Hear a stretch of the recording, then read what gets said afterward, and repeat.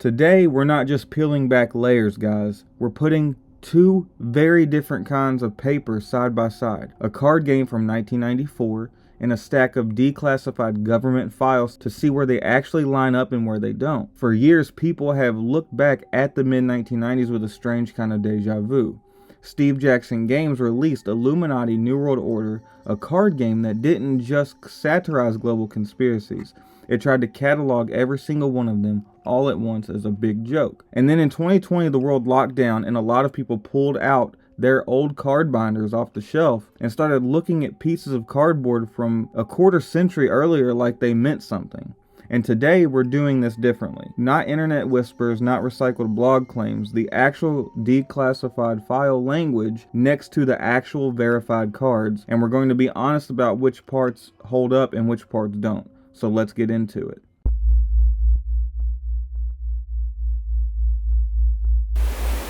So let's start with the baseline of what's actually confirmed here. Following the pandemic, U.S. intelligence agencies were pushed to release formal assessments on COVID-19's origins. And here's what the verified findings actually say. From a broad agreement across agency standpoint, the virus was not developed as an intentional bioweapon.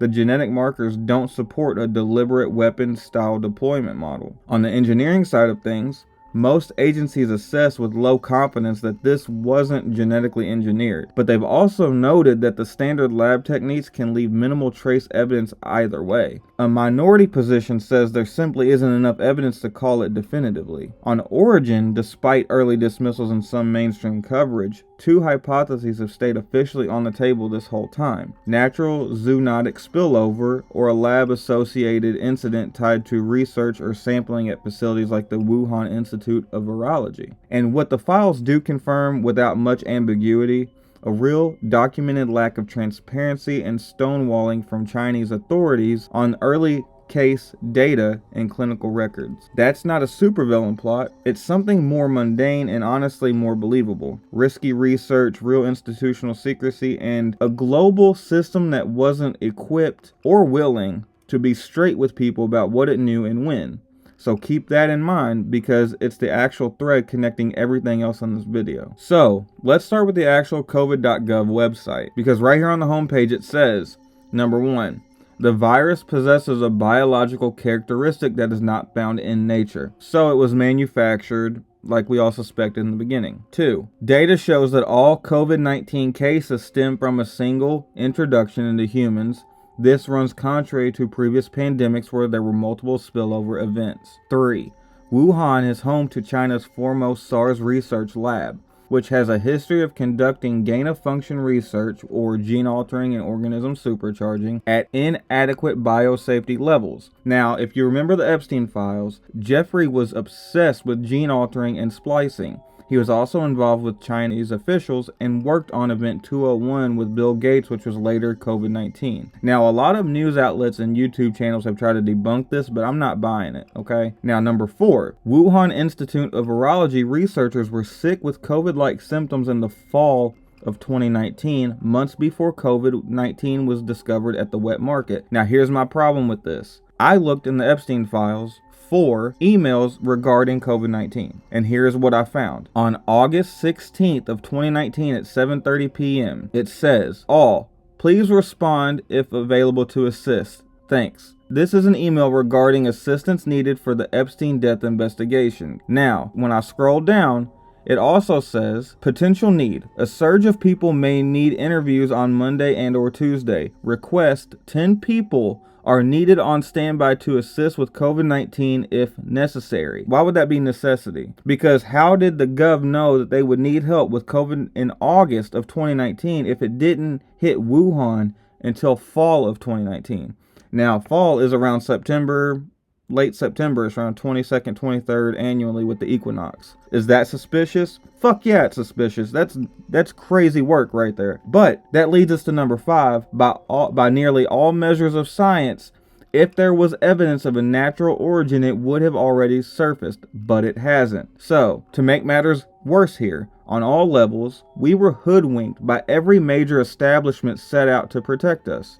Starting with EcoHealth. EcoHealth president Dr. Peter Daszak obstructed the select subcommittee's investigation by providing publicly available information, instructing his staff to reduce the scope and pace of productions and doctoring documents before releasing them to the public. Further, Dr. Daszak provided false statements to Congress. Now, mind you, this is all in the files. This is all on COVID.gov, so everything I'm reading, you can go read yourself. Dr. David Morans, Dr. Fauci's senior advisor, deliberately obstructed the select subcommittee's investigation, likely lied to Congress on multiple occasions, unlawfully deleted federal COVID-19 records, and shared non-public information about NIH grant processes with EcoHealth and President Dr. Peter Daszak. Now, New York's obstruction. New York's executive chamber, led presently by Governor Kathy Hochul, redacted documents, offered numerous legitimate privilege claims, and withheld thousands of documents without an apparent legal basis to obstruct the select subcommittee's investigation into former Governor Cuomo's pandemic-era failures. Then you have the WHO. The WHO's response to the COVID-19 pandemic was an abject failure because it caved to pressure from the Chinese Communist Party and placed China's political interests ahead of its international duties. Further, the WHO's newest effort to solve the problems exacerbated by the COVID-19 pandemic via a pandemic treaty may harm the United States. Now, that's not even everything on there, but that's all from the COVID.gov website, and you can go see it all for yourself. I'm not making any of this up. Now let's talk about social distancing, mask mandates, and lockdowns for a minute. Word for word, the site says this: the 6 feet apart social distancing recommendation, which shut down schools and small businesses across the country, was arbitrary and not based on science. During closed-door testimony, Dr. Fauci testified that the guidance sort of just appeared. Here's what it says about mask mandates. There was no conclusive evidence that masks effectively protected Americans from COVID-19. Public health officials flip-flopped on the efficiency of masks without providing Americans scientific data, causing a massive uptick in public distrust, which is what I was saying from the beginning of all this. Surgical masks were made for bloodborne pathogens, not airborne ones. It's to keep splatter from getting in doctors' faces during surgery. Now, lastly, here's what it says about lockdowns. Prolonged lockdowns caused immeasurable harm to not only the American economy, but also to the mental and physical health of Americans, with a particularly negative effect on younger citizens. Rather than prioritizing the protection of the most vulnerable populations, federal and state government policies force millions of Americans to forego crucial elements of a healthy and financially sound life. So, as we thought, they lied to us about its origins, how it spread, how to stop it, and then attacked our mental and physical health in the process with Japatha Christie and shutting down gyms and all that bullshit, okay? Speaking of that, what were we putting in our body? What was in that shit? This is just conspiracy talk, but wasn't 2020, 2021 when the big AI uptick started taking effect? Health professionals were afraid to see patients if it wasn't life-threatening. People weren't working, or they were working from home, so they deployed these AI chatbots for everyday assistance, which later made way for LLMs, or large language models, that really surfaced after the worst of the pandemic was over in 2022, which here comes ChatGPT. Now, if you think about AI in gematria, AI equals 19. What were we dealing with COVID? COVID what? Yeah, that's right, COVID-19. So let's move on to the bigger picture and who could have foreseen all this shit. Let's start with the AMA card. Yes, the American Medical Association is a real playable group card in the Illuminati card game, and its actual verified ability lets it defend or attack science-aligned groups. In a satire game built to skewer every institution 1994 America was suspicious of, the medical establishment got its own card. Not subtle and not a secret. Then you have Cover Up, a real plot card sitting in the deck next to cards of scandal, sabotage, and rewriting history. A conspiracy game having a card called Cover Up isn't a hidden message, it's the single most obvious card the designers could have included, and the one everyone already half remembers, Epidemic, a real disaster type card and mechanically built as a slow burn threat rather than an instant hit, designed to linger and be reinforced turn after turn. So there's also a real Center for Disease Control card in the same set. Here's the honest version, and it's a better story than the fake one. None of this is actually prophecy.